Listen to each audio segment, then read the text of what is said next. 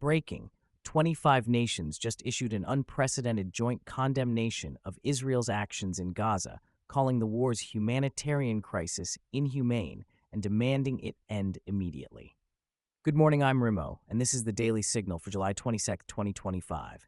That international statement represents the strongest diplomatic pressure yet on both Israel and Hamas. Stay tuned for the rest of the stories.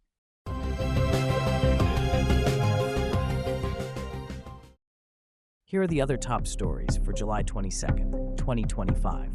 Bangladesh declares national mourning after Air Force jet crashes into school, killing 27, including 25 children. Typhoon Wipa forces emergency landings at Hong Kong airport as city issues highest storm warning. World Health Organization reports Israeli forces destroyed their main Gaza warehouse and staff housing. British Parliament launches urgent inquiry after massive Afghan government data breach exposes sensitive intelligence. Ukraine escalates conflict with unprecedented drone strikes hitting Moscow suburbs overnight. White House confirms President Trump personally blocked Israeli military strikes in Syria. British surgeon trapped in Gaza hospital describes medieval conditions as medical supplies run out. Italy cancels renowned Russian conductor Valery Gergiev from major festival over continued war support.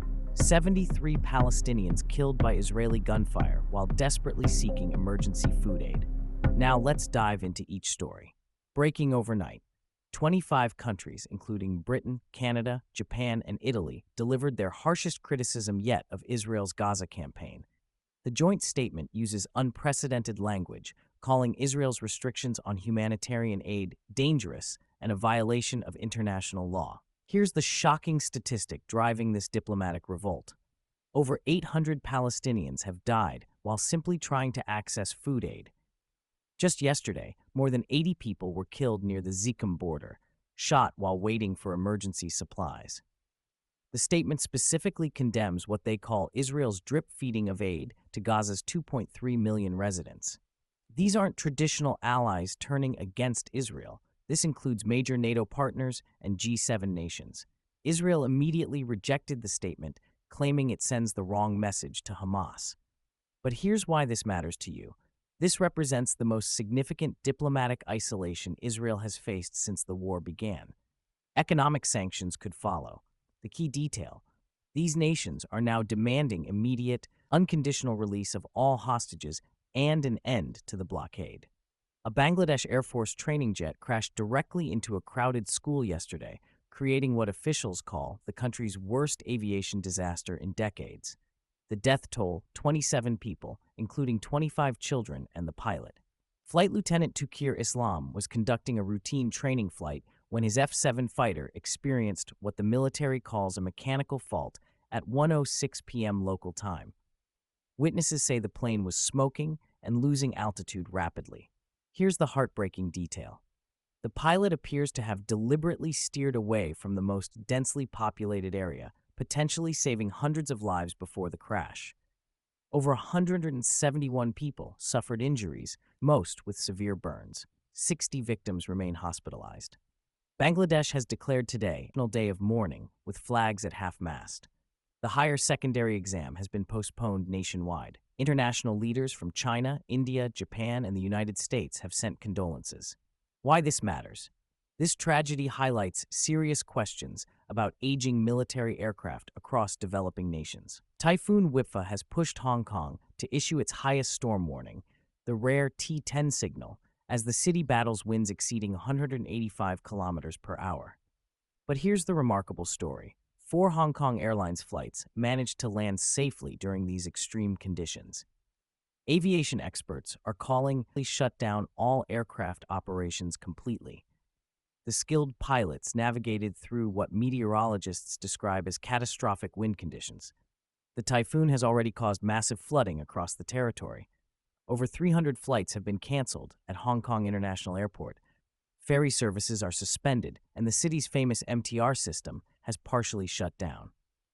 Emergency services report dozens of injuries from flying debris and building damage.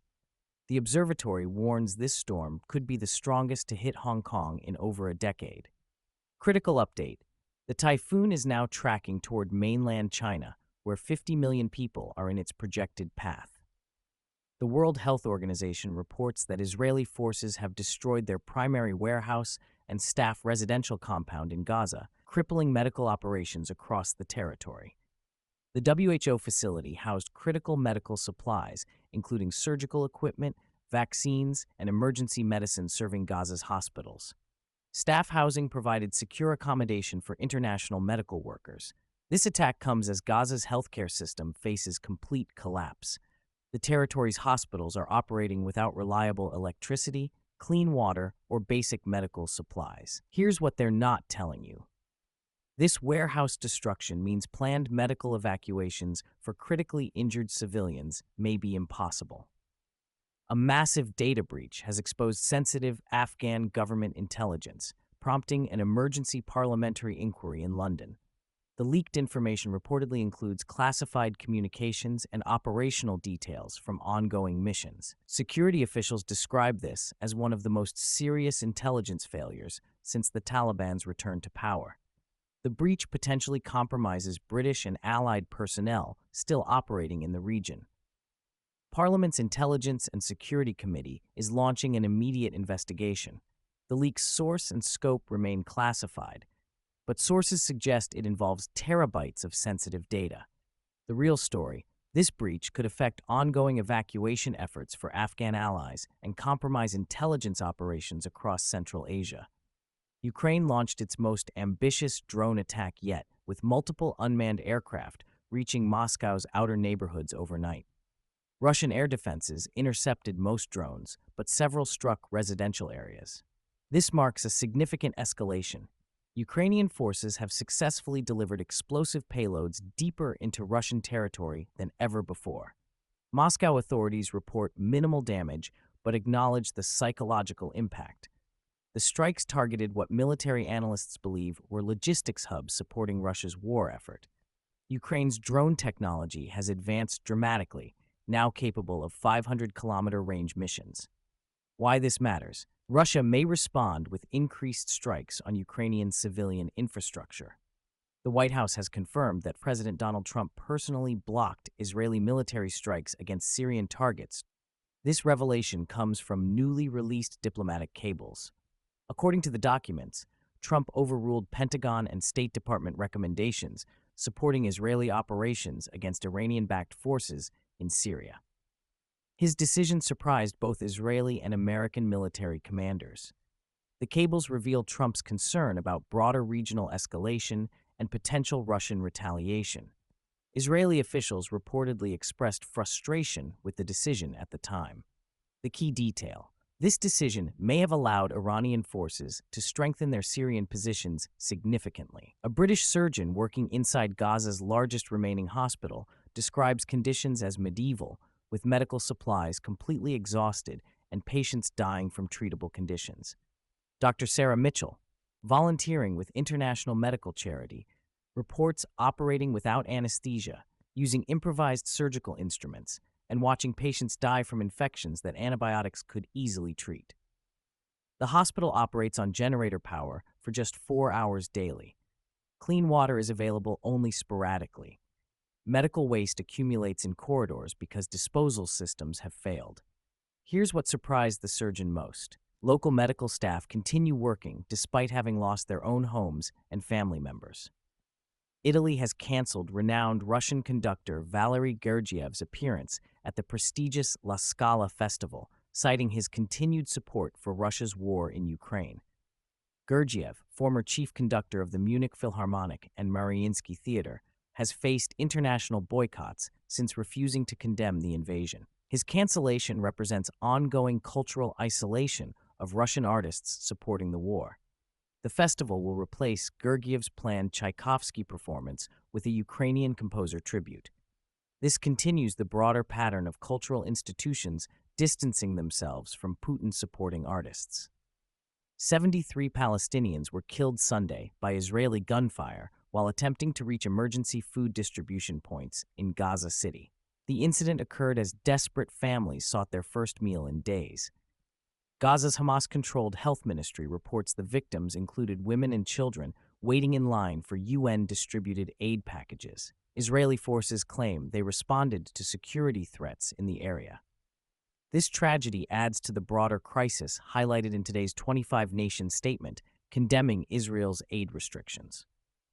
Over 800 Palestinians have now died while seeking basic humanitarian assistance.